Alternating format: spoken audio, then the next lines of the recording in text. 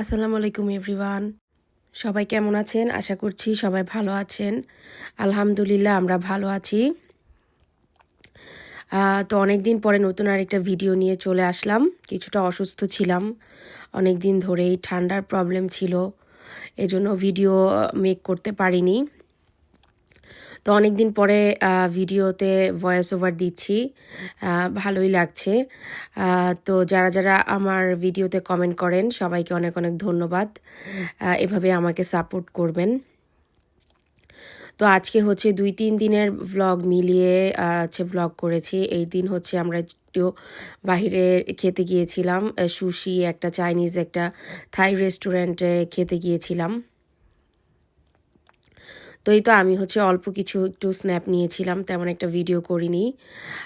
এটা হচ্ছে তারপরের দিন বাসায় এসে, মানে তারপরের দিন হচ্ছে আমি ইলিশ, ওদিন হচ্ছে মানে রান্না করব, কি বলে এটাকে, ভুনা খিচুড়ি, হচ্ছে ভুনা খিচুড়ি আর ইলিশ মাছ ভাজা করব। তো এগুলোই করছিলাম।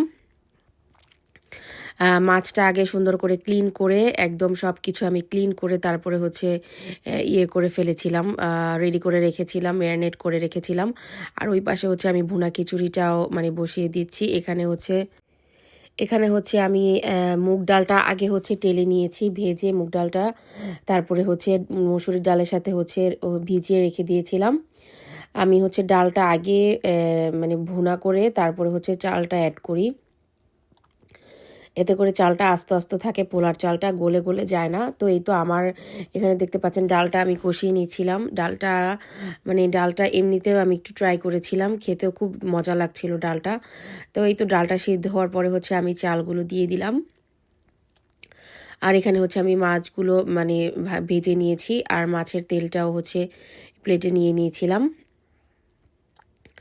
আর এইটা হচ্ছে মাছের যে পেটাটা থাকে সেটা হচ্ছে আমি আলাদা আবার ভেজে নিয়েছি। আর এই তো আমার একদম গরম গরম ভুনা খিচুড়ি রেডি। যেহেতু শরীরটা বেশি ভালো না, তাই তেমন এখন একটা ভিডিও মানে রেসিপি ভিডিও বা রান্নার ভিডিও তেমন একটা করি না, অল্প কিছু হালকা মানে একটু শর্ট নেই। তো এই তো খাওয়া দাওয়া করে হচ্ছে বিকেলে হচ্ছে বাইরে গিয়েছিলাম। এই কয়েকদিনে মানে মানে বেশিরভাগই আমাদের ফাস্ট ফুডটা অনেক খাওয়া হয়েছে। তো এই তো খাওয়া দাওয়া করে এখানে হচ্ছে একটু মানে একটু মানে মার্কেটে গিয়েছিলাম, কেনাকাটা ছিল কিছু, তো সেগুলো করার জন্যই হচ্ছে গিয়েছিলাম।